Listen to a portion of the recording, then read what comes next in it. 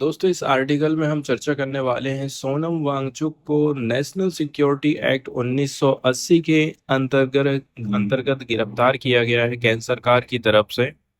तो सबसे पहले हमें नेशनल सिक्योरिटी एक्ट 1980 के बारे में थोड़ी सी बेसिक जानकारी देखना पड़ेगा। बात करते हैं कि जो 1980 का कानून लाया गया है नेशनल सिक्योरिटी एक्ट का, इसके क्या क्या महत्वपूर्ण प्रोविजन है। सबसे पहली बात तो ये है कि ये जो एक्ट सरकार और लॉ इन्फोर्समेंट एजेंसी जैसे पुलिस को कुछ खास मामलों में प्रिवेंटिव एक्शन निवारक कार्यवाही करने की पावर देता है।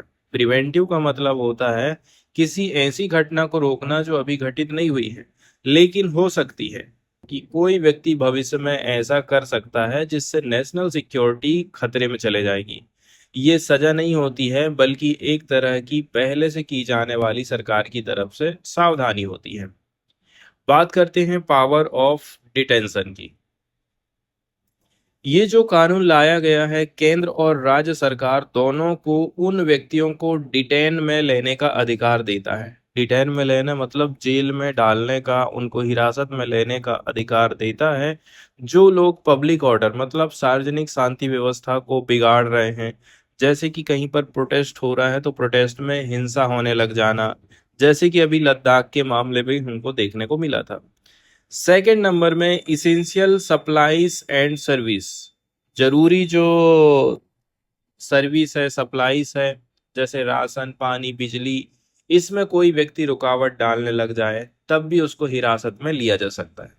अब बात करते हैं ग्राउंड्स फॉर डिटेंशन। यदि हिरासत में लिया भी जा रहा है तो उसका क्या क्या आधार हो सकता है।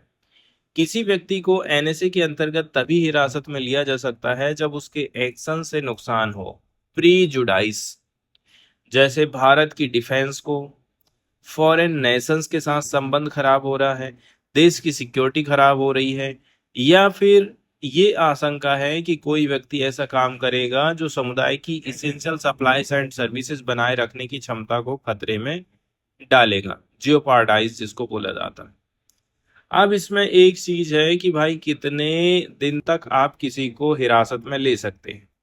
इसमें एक व्यक्ति को बिना कोई फॉर्मल चार्ज के, मतलब आपके ऊपर कोई आरोप नहीं है, कुछ भी नहीं दायर करना है, 12 महीने तक मतलब 1 साल तक आपको जेल में सड़ाया जा सकता है।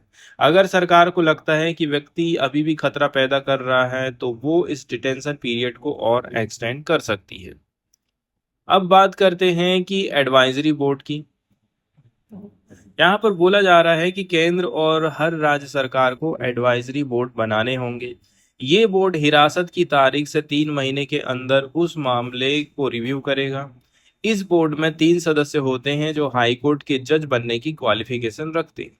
इसके अलावा बोर्ड की जिम्मेदारी यह है कि वो रिपोर्ट देगा कि डिटेंशन के लिए सफिशिएंट कास है या नहीं है।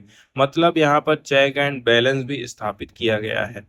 हिरासत में लिए गए व्यक्ति के पास कुछ लीगल राइट्स भी होते हैं लेकिन वो बहुत लिमिटेड हैं। जैसे वो हाई कोर्ट के एडवाइजरी पैनल के पास अपील कर सकता है, लेकिन एक बहुत बड़ी लिमिटेशन ये है कि उसे इस प्रोसेस के दौरान एक वकील रखने की इजाजत नहीं होती है। मतलब सब कुछ सरकार ने अपने अंडर में ले लिया है। Protection of action taken in good faith, मतलब ये प्रोविजन सरकारी अधिकारियों को लीगल प्रोटेक्शन देता है।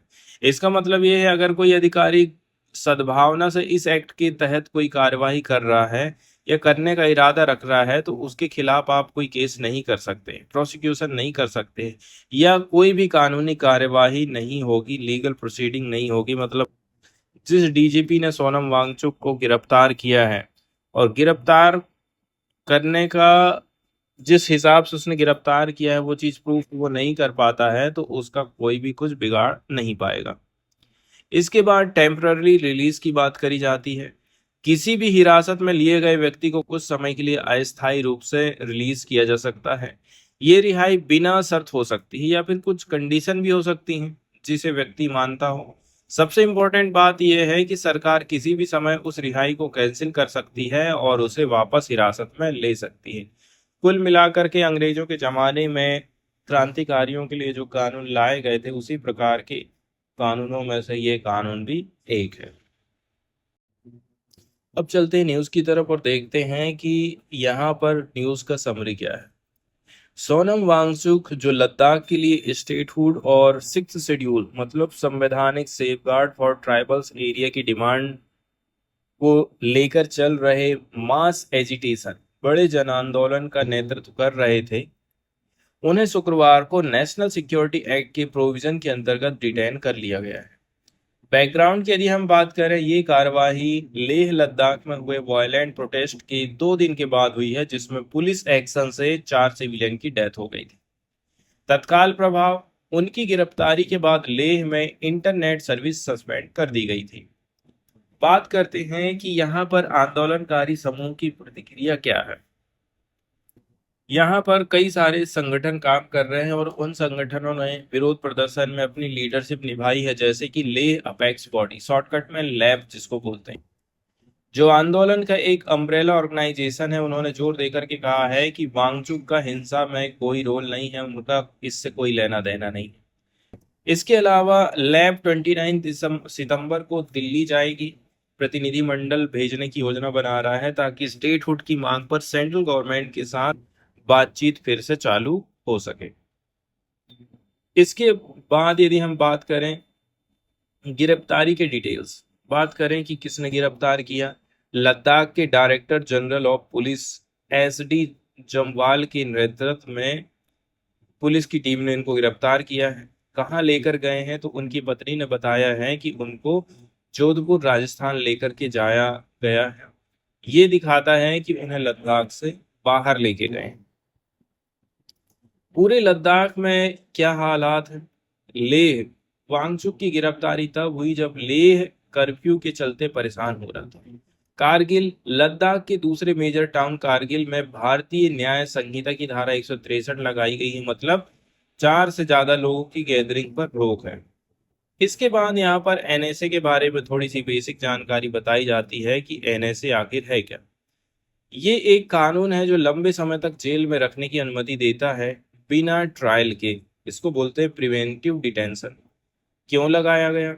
एनएसए का यूज इस बात का संकेत है कि वांगचुक की गिरफ्तारी सीधे तौर पर लेह में हुई है, रिसेंट वायलेंट प्रोटेस्ट के चलते चलते, ना कि उनके खिलाफ दर्ज दूसरे केस की वजह से।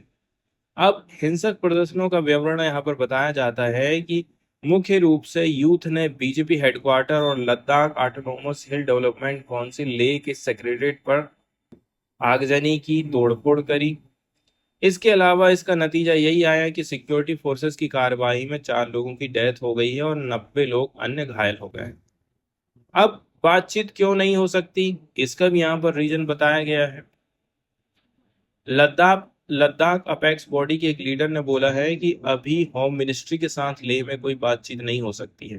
कारण है कि 24 सितंबर को मारे गए 4 सिविलियंस के अभी अंतिम संस्कार, लास्ट राइट्स बाकी हैं, जो 28 और 29 सितंबर को होंगे। इस मॉर्नफुल एटमॉस्फेयर में हम बातचीत नहीं कर सकते। इसके बाद सरकार के आरोप का जवाब यहाँ पर दिया जाता है। लैब के लीडर ने क्लियरली बोल दिया है कि ये जो नैरेटिव है, दावा है या फिर कहानी की वांगचुक ने प्रदर्शनकारियों को भड़काया, उकसाया, गलत है। असली वजह यह है कि 24 सितंबर को 2 हंगर स्ट्राइक कर रहे प्रोटेस्टर के हॉस्पिटलाइजेशन होने की खबर से यूथ में चिंता और गुस्सा फैला। यही एक प्रमुख रीजन रहा है।